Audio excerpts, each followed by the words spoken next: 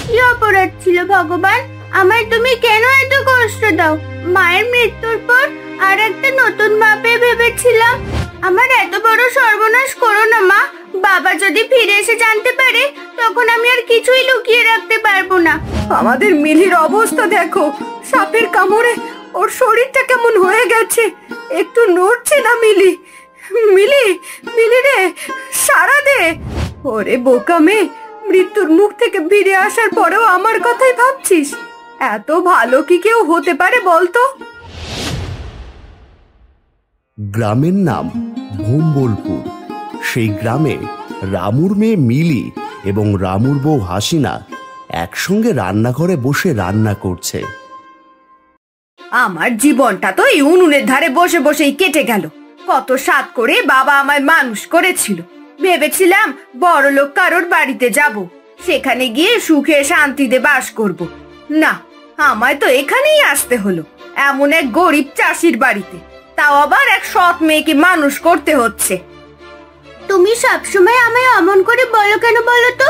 আমি তো তোমায় কখনো অমন করে ভাবি না। আমি তোমায় নিজের মায়ের মতোই ভাবি।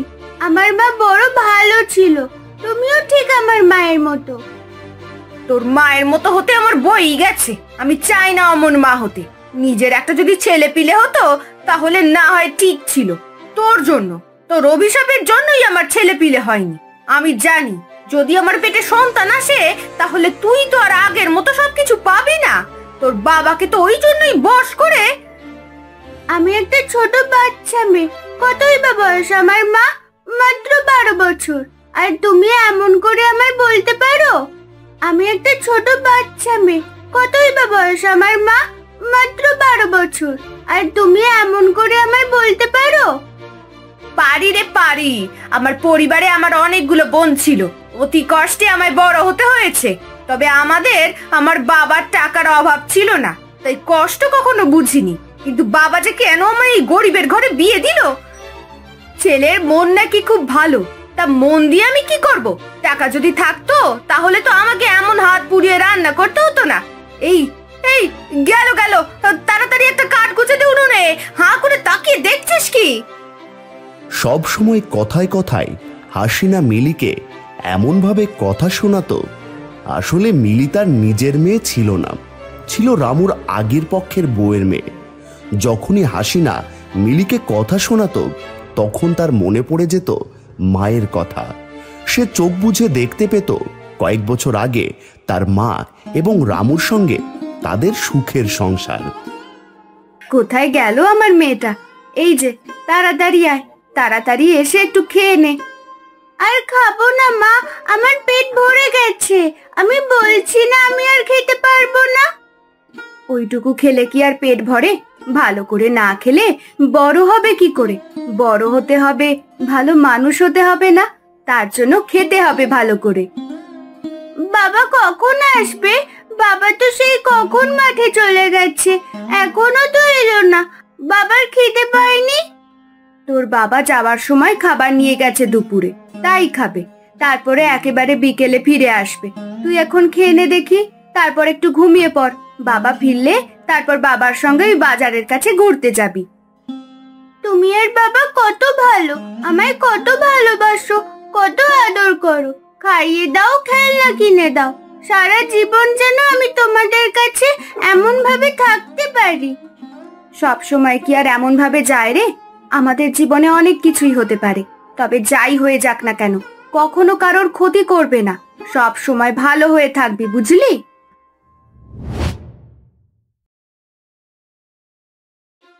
এই দেখো, আবার হাঁ করে তাকিয়ে আছে। ওরে তাড়াতাড়ি কর, ডালটা তো পুড়ে গেল। তারপর পোড়া ডাল খেতে দেবো নাকি? কথা তো আমাকেই শুনতে হবে। তোকে কাজ দিয়েও আমার কোনো শান্তি নেই, আবার কাজ না দিয়ে বসিয়ে বসিয়ে তোকে খাওয়াবো নাকি? তুমি সব সময় এমন করে বলো কেন মা? আমার মা কখনোই আমায় এমন করে বলতো না, আমায় খাইয়ে দিত। তোমার কাছে খাবার চাইলে অল্প অল্প খাবার দাও, তাতে আমার পেট ভরে না। বাবাকে কিছু বলতে গেলে বাবা আমার কথা ভালোভাবে শুনতেও চায় না। আমার ভালো লাগে না এখানে থাকতে। তাহলে তো খুব ভালোই হয়, তুই এখান থেকে চলে যা, বুঝলি? অনেক দূরে কোথাও চলে যা। তাহলে আর কোনো চিন্তা থাকবে না। আমি শান্তিতে ঝাড়া হাত পায়ে থাকবো। আমার সবসময় এমন করো তো তুমি, দেখবে একদিন সত্যি সত্যি আমি অনেক দূরে চলে যাব, তখন বুঝতে পারবে আমি তোমার নিজের পেটের মেয়ে না হতে পারি। আমি তো তোমার মা বলে মনে করি, সবসময় মনে করি তুমি আমার মা। মিলি তার কথা শেষ করতে পারে না, কাঁদতে কাঁদতে সেখান থেকে উঠে যায়। হাসিনা চিৎকার করে কয়েকটা কথা বললেও মিলি আর দাঁড়ায় না, ছুটে বাড়ির পেছনে ডোবাটার কাছে এসে বসে। জলের মধ্যে দুটো পা ডুবিয়ে কাঁদতে থাকে। আমার কি অপরাধ ছিল ভগবান? আমায় তুমি কেন এত কষ্ট দাও? মায়ের মৃত্যুর পর আর একটা নতুন মা পেয়ে ভেবেছিলাম আমার সব দুঃখ হয়তো কেটে গেল, কিন্তু এমন কেন হলো? এমন সময় একটা পায়ের শব্দ শুনে পেছনের দিকে তাকিয়ে মিলি দেখতে পায় কখন যেন রামু এসে দাঁড়িয়েছে পুকুর পাড়ে। মিলিকে এমনভাবে কাঁদতে দেখে রামু এগিয়ে এসে তার মাথায় হাত রেখে বলে, কি হয়েছে? নতুন মা আবার কিছু বলেছে? আবার কষ্ট দিয়েছে তোকে? না না, কিছু হয়নি বাবা। ওই গরম ডালের কড়াইতে আমার হাত লেগে গিয়েছিল, তাতেই মা আমায় বকাবকি করেছে, আর তার জন্যই আমি কষ্ট পেয়েছি। মা তো আমায় কত ভালোবাসে, কখনোই কিছু বলে না। আমায় সত্যি করে বল, যদি তোকে কষ্ট দিয়ে থাকে তাহলে ওকে এক্ষুনি বাড়ি থেকে বার করে দেব। এমনি এমনি তো আর আমি দ্বিতীয় বিয়ে করিনি, বিয়ে তো করবো নাই ভেবেছিলাম। গ্রামের লোকেদের কথাতে তোকে মানুষ করার জন্যই তো দ্বিতীয় বিয়ে করলাম। যদি তোর দেখাশোনা ভালো করে না করে তাহলে। আসলে রামুর সামনে এমনভাবে হাসিনা মিলির সঙ্গে ব্যবহার করত যেন রামু মনে করত সে সত্যিই নিজের মাকেই ফিরে পেয়েছে, কিন্তু তার পেছনে এমন করত। আর মিলি এই সমস্ত কথা কখনোই রামুকে বলতো না। চল একসঙ্গে স্নান করে নি, তারপর বাড়ি ফিরে যাই। আজ মাঠের কাজ তাড়াতাড়ি শেষ হয়ে গেছে, আজকে একসঙ্গে খেতে বসবো, চল। ওরা দুজন স্নান করতে নামে। স্নান সেরে দুজন মিলে যখন বাড়িতে যায় তখন ওদের একসঙ্গে দেখতে পেয়ে হাসিনা ভয় পেয়ে কেঁপে ওঠে এবং মনে মনে ভাবে, এ কি হলো? এখনই উনি মাঠ থেকে চলে এলেন, আর মেয়েটা বোধহয় কিছু বলেছে। মুখটা তো কেমন লাগছে, আজ বোধহয় আমায় কিছু একটা বলবে। তুমি আজকে আবার আমার মেয়েটাকে বকেছ? তোমায় বলেছিল না ওকে বকাবকি করবে না? আমার মেয়েটা বড্ড আদরের। না, আমি তো ওকে।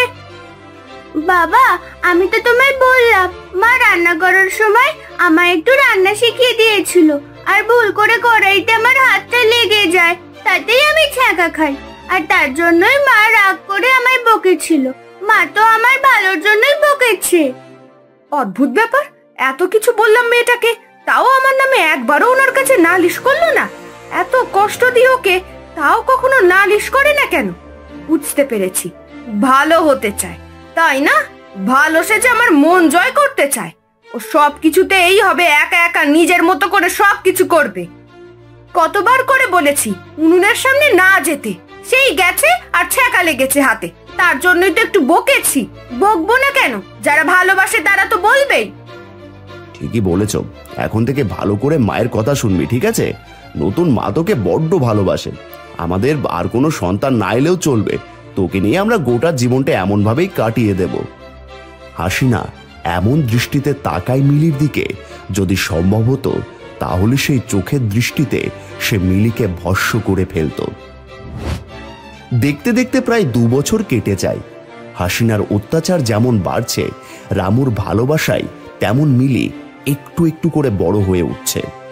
সে সবকিছুই মানিয়ে নিয়েছে, কিন্তু মাঝে মাঝে হাসিনার অত্যাচার বড় বেড়ে যায়।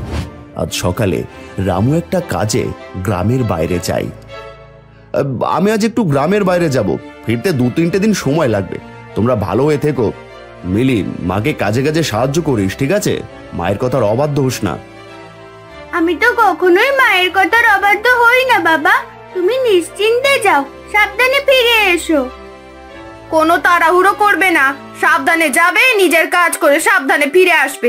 একদম আমাদের জন্য চিন্তা করবে না, আমরা মা মেয়ে দুজনেই খুব ভালো থাকবো।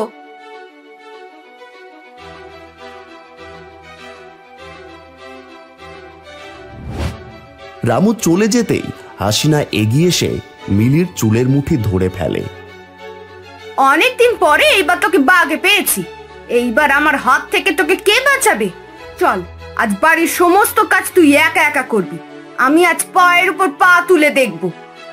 বাড়ির অর্ধেক কাজের চেয়ে বেশি তো আমি একাই করি। শুধু রান্নাটা তুমি করো, আর বাকি সবকিছুই আমি করি। আমার হাতে রান্না খেলেই তো বাবা বুঝতে পেরে যাবে যে ওইটা আমি রান্না করেছি। তোমার হাতে রান্নার চেয়ে আমার হাতের রান্না অন্যরকম।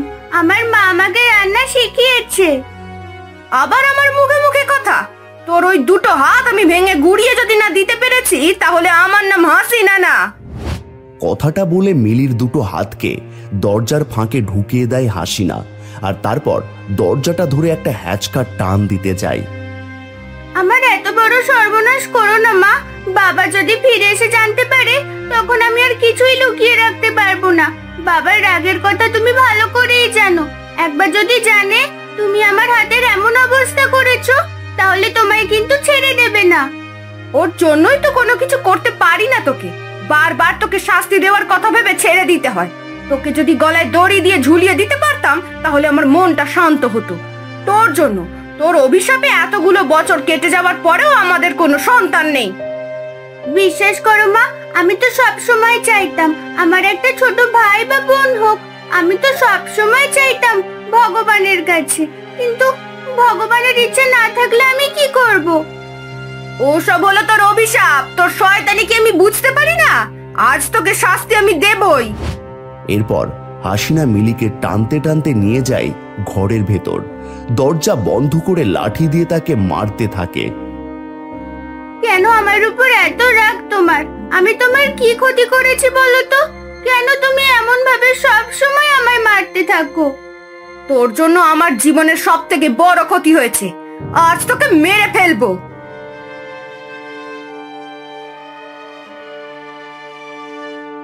অনেকক্ষণ ধরে মিলিকে মারতে মারতে হাসিনা ক্লান্ত হয়ে পড়ে। লাঠির আঘাতে মিলির শরীর ততক্ষণে দাগ জমে গেছে। ঠিক তখনই মিলি দেখতে পায় তাদের ঘরের চাল থেকে একটা সাপ ঝুলে নেমে আসছে হাসিনার ঠিক মাথার ওপর। ওখান থেকে সরে যাও, সরে যাও ওখান থেকে মা। কেন সরে যাব? তুই কি ভেবেছিস এইটুকুতেই তোকে আমি ছেড়ে দেব? তোকে আমি ছাড়বো না। আজ তোকে আমি শেষ করে ফেলবো। ওখান থেকে সরে যাও বলছি, না হলে তোমার বিপদ হবে। এক্ষুনি এখান থেকে সরে যাও, হাতের লাঠিটা ফেলে দাও। ততক্ষণে তার তুলে রাখা হাতে লাঠিটা দিয়ে সাপটা ওপরের দিকে উঠে এসেছে খানিকটা। আরেকটু হলেই নেমে এসে হাসিনার মাথার উপর ছোবল মারতে পারবে।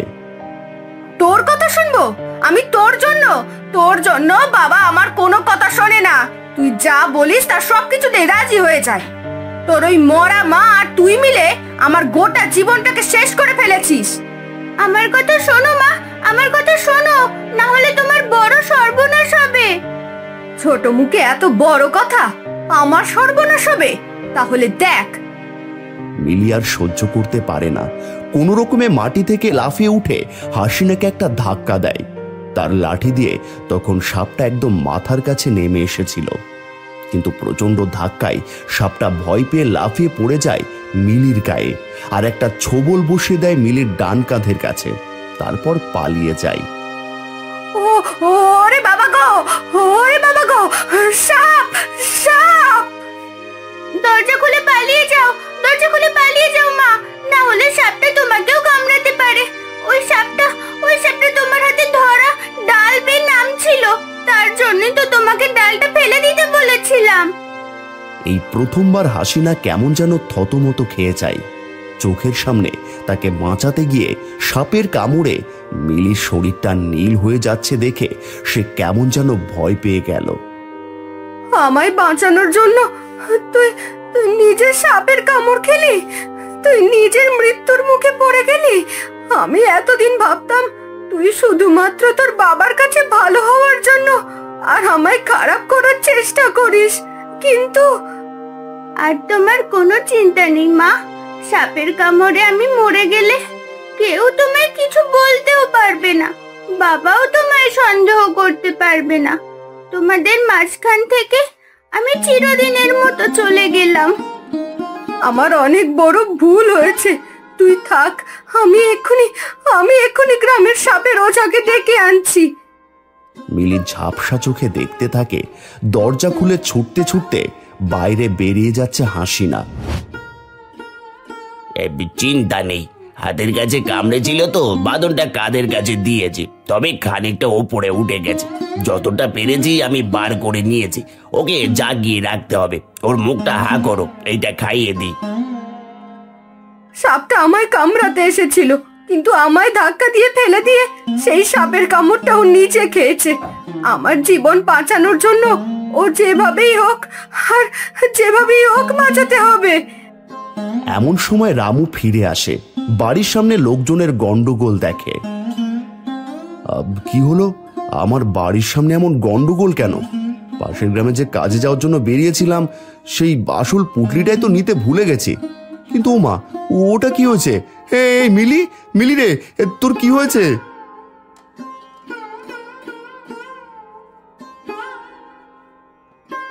আমাদের মিলির অবস্থা দেখো, সাপের কামড়ে ওর শরীরটা কেমন হয়ে গেছে, একটু নড়ছে না। মিলি রে, সারা দে। সর্বনাশ, এখন কি হবে? তুমি থাকতে ওকে সাপে কামড়ালো কি করে? তুমি ওকে বাঁচাতে পারলে না? আমায় ক্ষমা করে দাও, আমাকে বাঁচাতে গিয়ে ওর এমনটা হয়েছে।